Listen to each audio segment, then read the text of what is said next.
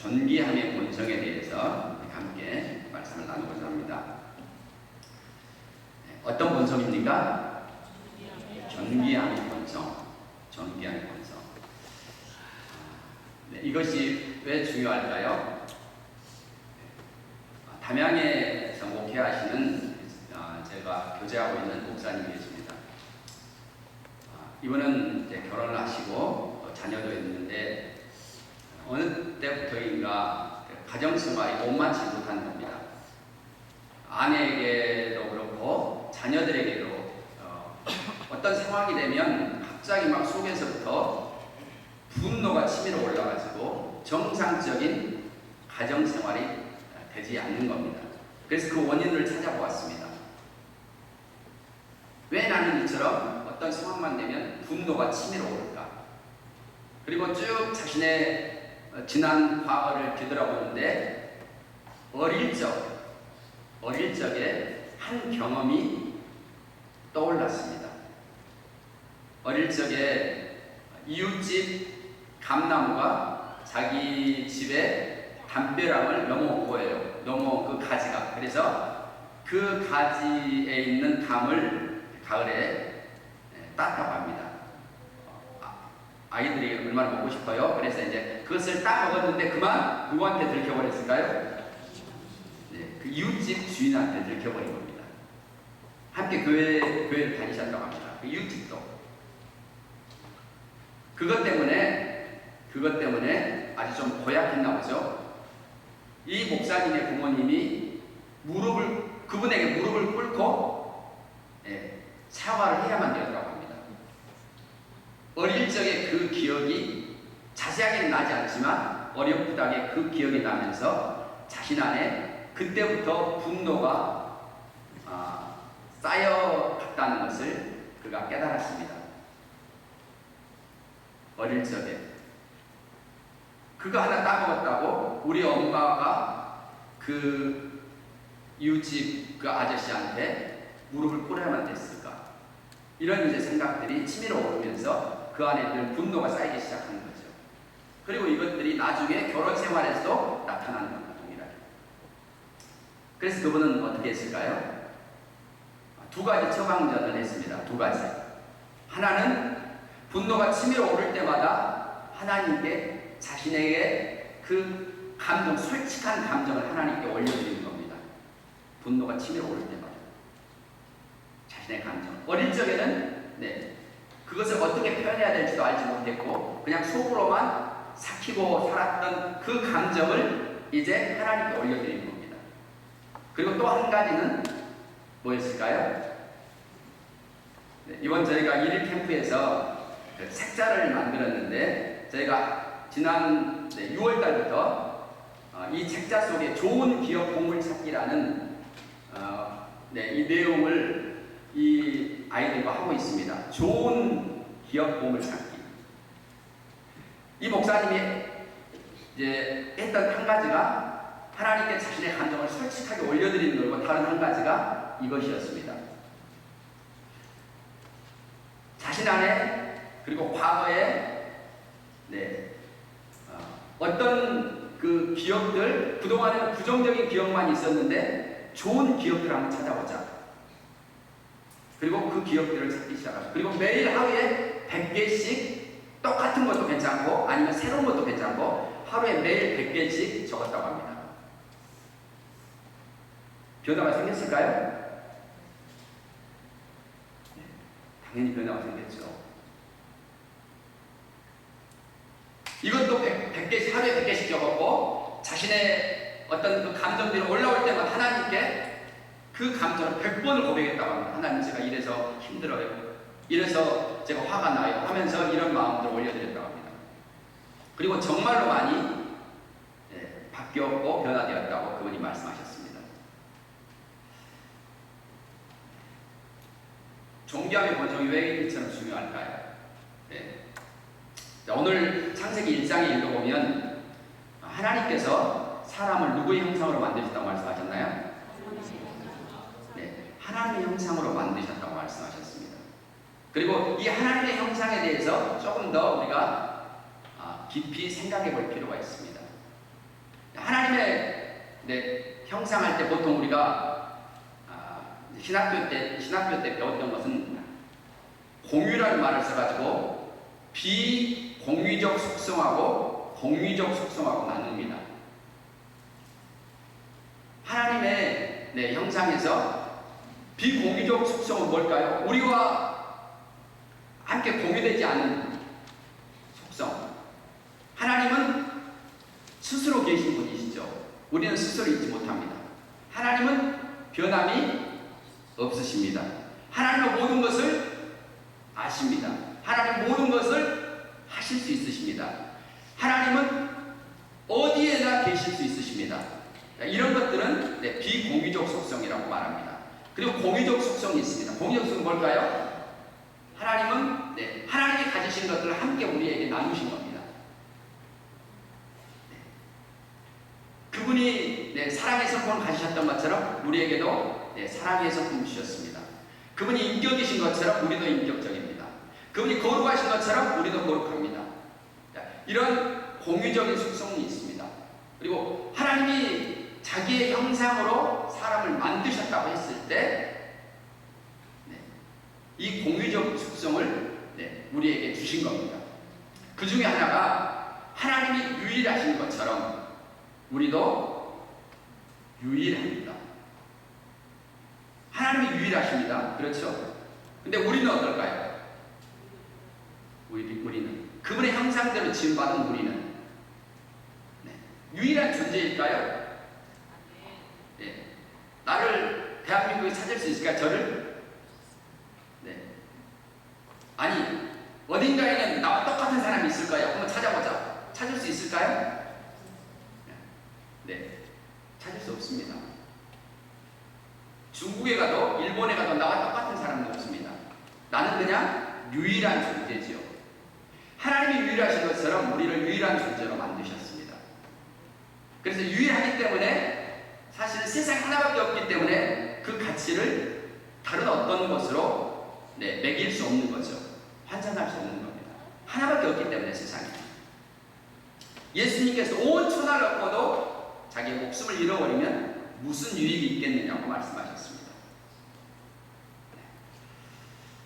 하나님의 형상에서 그래서 우리가 유일하기 때문에 그 유일성 안에는 세 가지가 있는데 존귀함의 본성을 우리가 받았습니다. 그리고 또 우리는 각각 다 다릅니다. 모양도 다릅니다. 또 우리가 가지고 있는 재능도 다 다릅니다. 저희가 이제 7월 달에 우리 아이들과 함께 이제 다음 주 토요일 날 나누려고 하는 것도 사실 이 존귀함의 본성입니다. 존귀함. 하나님의 형상대로 지음받은 우리가 얼마나 존귀한 존재인가를 함께 나누려고 합니다. 사람의 본성 안에 뭐가 있어요? 본성? 존귀함의 본성을 사람 안에 집어넣는 겁니다. 물론 사람만 아닙니다. 모든 만물 안에도 이 존귀함의 본성들을 가지고 있습니다. 이 식물만 하더라도 어떨까요? 우리가 예뻐해주고 사랑해주면 어떨까요? 관심을 갖지 않으면 어떨까요? 관심을 갖지 않는다.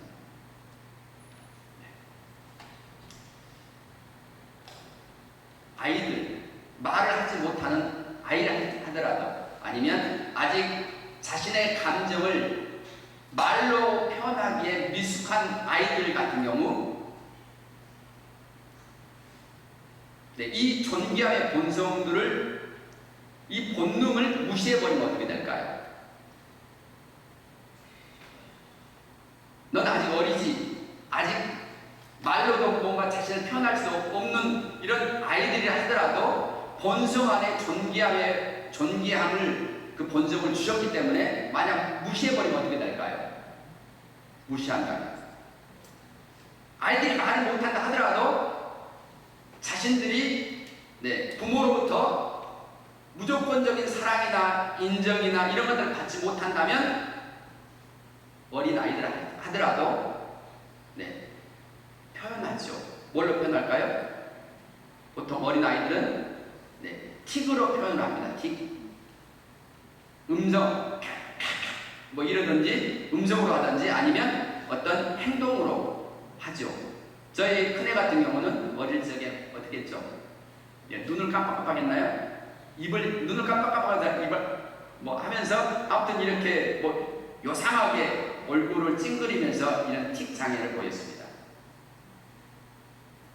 네, 감사합니다. 네. 하나님 형상 안에는 이 유일성 안에는 이 세 가지가 있는데, 네, 이번 달에는 존귀함의 본능에 대해서 저희가 다루고 있고 또 이번 캠프에 다룰 것입니다. 네, 틱장애라는 게 있죠. 네, 부모로부터 정상적인 인정이나 사랑을 받지 못하면 불안해지고 또 자신 안에 있는 이런 감정들을 제대로 표출하지 못하면 틱으로 나타나죠. 말로 표출하면 거의 대부분은 나타나지 않지만 이걸 자신의 감정을 어떻게 표현할지 몰라서 표현하지 못하면 이것이 몸으로 나타나는 것이죠. 그리고 분노가 쌓이죠. 분노가 쌓입니다. 처음에는 난 왜 그럴까? 이렇게 자기를 학대할 수도 있고 자기를 혐오할 수도 있지만 이것이 발전되면 결국 자기에게서 남에게로 이제 그 분노들이 표출되죠. 누구 때문이야? 누구 때문에 내가 이렇게 됐어? 엄마 때문에 됐지? 아빠 때문에 됐지? 이렇게 분노를 표출합니다. 아이들에게 있어서 좋은 것들은 다 그냥 기억 속에 사라져버리고 뭐만 남습니까? 부모님들이 서운하게 했던 것, 못했던 것, 부정적인 것들만이 기억에 남는 거죠. 그리고 그런 분노들이 이제 자기 학대에서 결국 어떻게 나갑니까? 자기 방어로 나가죠. 자기 방어. 왜냐하면 우리는 본성적으로 자기를 보호하려는 그런 본능이 있기 때문에 그렇습니다. 처음에는 자기 학대지만 결국은 타인을 향해서 이제 그 분노들이 발산되죠. 그래서 처음에는 그냥 마치 화산의 연기만 이렇게 조금 올라오는 것처럼 되지만 사실 그 속은 어떨까요? 그 속은 이 활화산이라고 해서 그 속에서 불불 끓고 있는 거죠. 용암이 끓고 있는 것이죠. 그리고 때가 되면 이것이 분노 조절 장애로 도저히 통제할 수 없는 폭력으로 나타나죠. 그래서 존귀함의 본성이 상처를 받으면 이런 그 심리적인 이런 질병들이 나타나게 되어 있습니다. 그래서 우리가 뭘 해야만 하죠? 어릴 적부터 자신의 감정들을 잘 표현할 수 있도록 우리가 지도해 주어야만 합니다. 어릴수록 자신의 감정이 어떤 감정인지 잘 모르죠. 잘 모르기 때문에 지금 저기에 있는 것은 한 45가지 정도의 감정인데 이런 감정들을 오늘 이런 감정들을 느꼈구나 또는 아이들이 말해보도록 하는 것이죠. 그래서 감정을 표현하도록 입으로 표현하도록 해야만 합니다. 이번 캠프 안에 이런 감정에 대한 기억들을 또 찾는 시간들도 가질 것입니다. 우리 아이들도 필요하고 우리 모두가 다 필요하죠. 내가 존귀한 이유는 무엇일까요? 하나님의 형상대로 지음받았기 때문입니다. 모든 사람이 그래서 또한 존귀하기도 하죠. 그러나 우리는 거기서 한 발 더 나가서 어떻습니까? 예수님이 우리를 위해서 오셨잖아요. 죽으셨죠. 다시 부활하시고 하늘에 오르셨습니다. 누구를 위한 것입니까? 우리를 위한 것이고 나를 위한 것이죠. 또한 그분은 우리에게 성령님을 보내주셨습니다. 성령님께서 만물을 창조하셨던 창조의 그 조화를 일으키셨던 이 성령님께서 내 안에서 나와 함께 계시죠. 그래서 우리가 존귀한 이유가 그분의 형상대로 지음을 받았고 또 예수님께서 나를 위해 죽으셨다가 다시 살아나셨고 성령님이 나와 함께 하시기 때문에 우리가 존귀합니다. 오늘 말씀 하나님이 다시 한번 읽겠습니다. 하나님이 자기 형상 곧 하나님의 형상대로 사람을 창조하시되 오늘 창세기 1장을 읽었습니다. 창세기 1장에서 반복되는 단어가 어떤 단어일까요? 하나님이 반복되죠. 또 어떤 단어가 반복될까요? 계속 그대로 되니라, 말씀하시니 그대로 되니라, 그것도 반복됩니다. 계속. 그리고 또 좋았더라, 심히 좋았더라. 근데 그것보다 더 많이 반복되는 단어가 있습니다. 어떤 단어일까요? 네, 예전에 한번 했었는데 여러분 다 잊으셨나 봅니다. 어떤 단어일까요?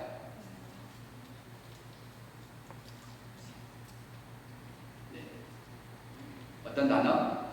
예전에 한번 했었는데, 네. 그 종류대로 창세기 1장에서 9번이나 나옵니다. 풀과 씨 맺는 것과 열매 맺는 나무 다 그 종류대로, 하늘 나는 새도 그 종류대로, 새도 한 종류만 있는 게 아니죠. 수많은 종류가 있습니다. 땅의 짐승들도 그 종류대로, 바다의 물고기들도 그 종류대로 수만 가지의 종류들이 있습니다. 그리고 하나님께서는 그 종류대로 지으셨습니다. 그리고서 이제 사람을 지으실 때는 뭐라고 말씀하십니까? 네. 사람도 어디서, 누구를 따라서요? 하나님의 형상을 따라서. 사람도 하나님께서는 하나님의 그 종으로, 하나님의 종으로 사람이 거기서 온 겁니다. 그 종. 그냥 우리가 이 세상에 그냥 우연히 버려진 것도 아니고 태어난 것도 아닙니다. 철저하게 하나님께서 계획하셨고, 우리를 어머니의 모태에서 형성되기도 전에 그분은 우리를 보셨다고 이미 말씀하셨습니다. 그 종류대로 지음을 받았습니다. 우리는 사람은 그분의 형상대로, 그분의 모양대로 지음을 받은 겁니다. 그러니 얼마나 존귀한 존재입니까? 이사야 43장 4절, 내가 너를 보배롭고 존귀하게 여기고 너를 사랑하였은즉. 누가 그렇게 보신다는 겁니까? 오늘 우리 주일학교에서 그렇게 해봤습니다. 자, 만환경을 만들어가지고 한번 옆에 만환경 만들어 보실까요?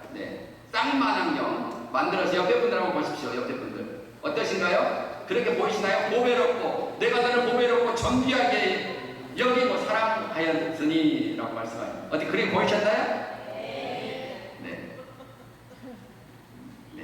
다시 한번 옆에 분들 보시면서 한번 인사하겠습니다. 당신은 보배롭고 존귀합니다. 보배롭고. 하나님 우리를 그렇게 보시죠. 왜냐하면 그분의 형상대로 지음을 받았기 때문에 그렇죠. 누가복음 12장 읽겠습니다. 참새 5마리가 두 아사리온에 팔리는 것이 아니냐. 그러나 하나님 앞에는 그 하나도 잊어버린 바 되지 아니하느니라. 너희에게는 심지어 머리털까지도 다 세신 바 되었나니 두려워하지 말라. 너희는 많은 참새보다 더 귀하니라.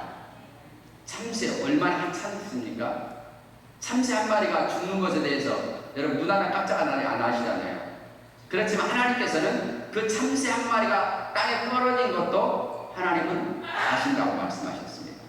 참새 한 마리, 그냥 아무런 가치가 없는 것 같은 그런 참새 한 마리까지도 하나님이 관심을 가지신다면, 하나님이 그 참새 그 한 마리를 관심을 가지신다면 하물며 우리일까 뭐냐고 말씀하시죠.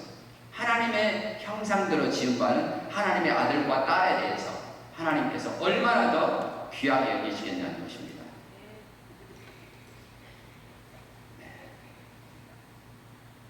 존귀함의 본능이 있습니다. 모든 만물 안에도 이 존귀함의 본능이 있어요. 내가 존귀하면 옆에 사람도 존귀한 것이고, 또한 우리가 살고 있는 이 세상도 존귀합니다. 농부가 토마토를 사랑스럽게 가꾸면 어떻게 될까요? 제때에 물을 주고 가꾸면 토마토는 농부를 위해서 풍성한 열매를 주렁주렁 맺습니다. 그래서 그 열매로 실컷 따먹고 또 장사도 할 수 있고, 네, 열매가 많이 맺기 때문에 그 열매 중에 또 하나를 가지고 씨앗으로 필 수 있습니다. 그러나 만일 농부가 관리를 하지 않으면 어떻게 될까요? 물을 주지 않습니다. 그럼 어떻게 될까요? 토마토는 이러다 내가 죽는 거 아니야? 열매를 맺힐 수가 없죠. 풍성한 열매를 맺힐 수 없습니다. 그래서 네, 열매를 맺기는 맺지만 그렇게 많이 맺지 못합니다. 그리고 그 열매는 뭘 해야만 합니까? 뭘로 써야 되죠? 그 열매는 네, 많은 열매가 맺히면 네, 풍성이 나눠줄 수도 있지만 열매가 얼마 맺히지 못한다면 그 열매를 따먹으면 안 되잖아요. 씨앗을 해야 되니까. 그래서 네, 스스로 뭘 발생할까요? 그 열매 안에 네, 독성 물질을 네, 만들어서 그 열매 안에 넣어놓습니다. 못 따먹게. 그래서 정말로 그런 열매를 먹으면 간이 안 좋으신 분들은 네, 심각한 그 간 손상들이 올 수 있고 출혈이 올 수 있고 위장장애를 일으킬 수 있습니다. 만물 안에도 존귀하게 여김을 받길 원하는 이런 것들이, 이 본능들이 예, 사람 아니라 모든 만물 안에 다 심겨져 있습니다. 어떤 사람이 자존감이 높은 사람이고 어떤 사람이 자존심이 높은 사람일까요? 네, 자존감하고 자존심은 둘 다 외부적인 환경에 의해서 만들어집니다. 둘 다. 근데 자존감은 어때요? 부모로부터든 아니면 네, 타인으로부터 인정을 받고 또 네, 사랑을 받고 또 자신의 감정들을 표현하는 데 있어서 솔직하게 표현하는 데 전혀 방해를 받지 않습니다. 오히려 자신의 감정을 솔직하게 표현하면 표현할수록 사람들로부터 격려를 받죠.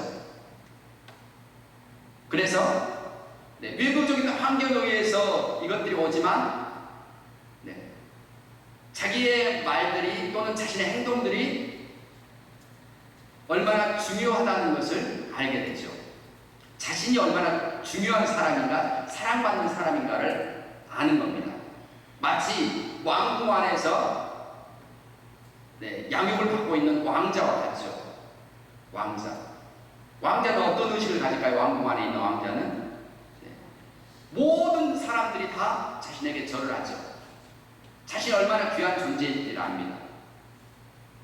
네, 그래서 이 사람 안에는 네, 자신의 존귀함, 자신의 가치를 알고 있는 것이죠.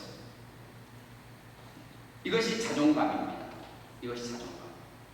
근데 자존심은 무엇일까요? 똑같은 외부적인 환경에 의해서 오지만 자존심은 마치 무엇과 같냐면 네, 자존감은 왕궁에 사는 왕자와 같은 의식이라면 자존심은 종이 가지는 의식과 같습니다. 자존심은. 종은 존재로서 인정을 받지 않습니다.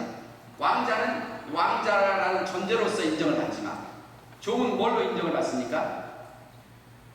종은 네, 자신의 행실로, 행동으로, 성과로 인정을 받죠.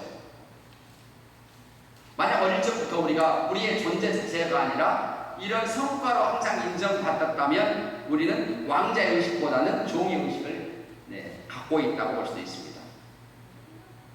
그리고 이런 사람들은 자존감이 높은 게 아니고 자존심이 굉장히 높은 사람이죠.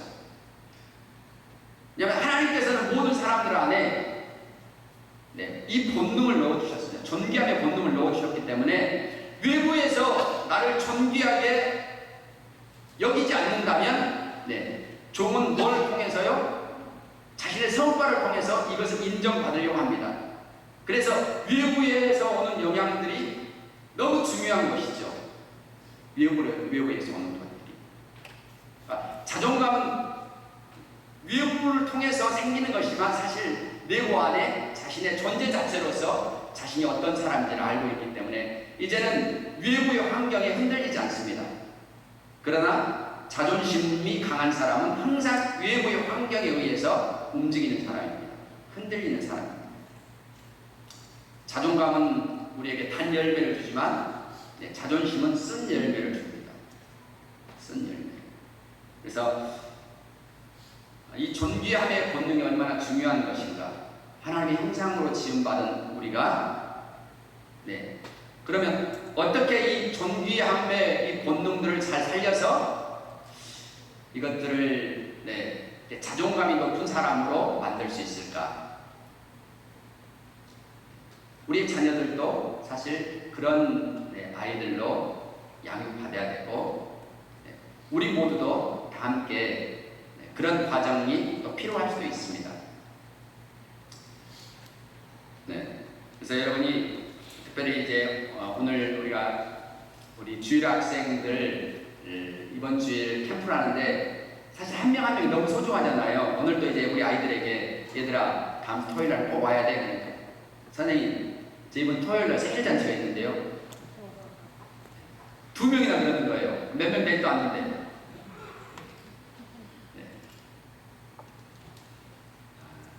사실 우리가 교회 안에서 다음 세대를 위해서 우리가 정말 기도해 주셔야 됩니다. 다음 세대를 위해서 기도해 주시고 또 우리의 자녀들도 그렇고 또 우리의 손자 손녀들도 정말로 이들이 믿음으로 정말 양육받고 하나님의 자녀로서 정말 멋지게 이 세상에서 드러나도록 여러분 기도해 주셔야만 합니다. 그래서 특별히 존귀함의 영역들이 어떻게 회복될 것인가. 이것은 제가 처음에 말씀드렸던 것처럼 좋은 기업을 찾을 때만이 사실 이런 부분들이 우리의 자존감들이 올라갈 수 있습니다. 내 가치를 하나님께서 주신 내 안에 있는 가치가 무엇인지, 내 안에 있는 가치가 무엇인지, 또 내게 속한 가족이든 교회든 학교든 친구든 내게 속한 것 안에서 우리가 그 가치를 찾고 존경을 찾는 것은 너무너무 중요한 것입니다. 그래서 여러분 관심을 가져주시고 또 함께 기도해 주시고 존귀함의 영역들 혹시 여러분이 집에서 이렇게 한번 우리 자녀들과 함께 또는 부부간에도 해도 너무 좋습니다. 한번 해보고 싶다는 분들은 언제든지 말씀해 주신다면 이 책자들을 무료로 드리도록 하겠습니다. 여러분 또 우리 주일학교 안에서 또 우리 순동교회 안에서 존귀함의 본능들이 더 살아나고 모든 분들이 자존감이 100% 올라가는 그런 복된 삶을 사실 축복합니다. 오늘 우리를 하나님의 자신의 형상대로 그 형상을 따라서 우리를 창조하셨습니다. 오늘 우리가 이 세상에 단 하나밖에 없는 존재임을 압니다. 우리의 가치를 주님은 말씀하셨습니다. 온 천하를 얻고도 그 생명을 잃어버린다면 무엇이 유익하겠느냐고 말씀하신 것처럼 주님 천하와 바꿀 수 없는 이 생명을 우리에게 주셨습니다. 주님, 우리가 하나님 앞에서 우리의 존재가 얼마나 영광스럽고 존귀한지 우리의 가정 안에서 우리의 일터 속에서 우리의 교회 안에서 우리가 속한 이 사회 속에서 하나님 우리가 얼마나 존귀한 존재인지요. 주님이 보시는 것처럼 오늘 우리의 눈을 열어주시고 우리가 그렇게 바라볼 수 있게 하여 주옵소서. 우리의 자신을 바라보게 하여 주시고 또한 우리의 형제들을 향하여서 그렇게 볼 수 있는 눈도 주십시오. 또한 하나님이 우리에게 주신 만물에 대해서도 우리가 그렇게 존귀하게 여겨드리는 그런 자들이 되게 하여 주옵소서. 주님을 찬양합니다. 우리를 사랑하시는 주님, 우리를 위해서 아들과 함께 이 모든 것을 더하여 주신 주님을 찬양합니다. 주님을 사랑합니다. 예수님의 이름으로 기도드립니다. 아멘.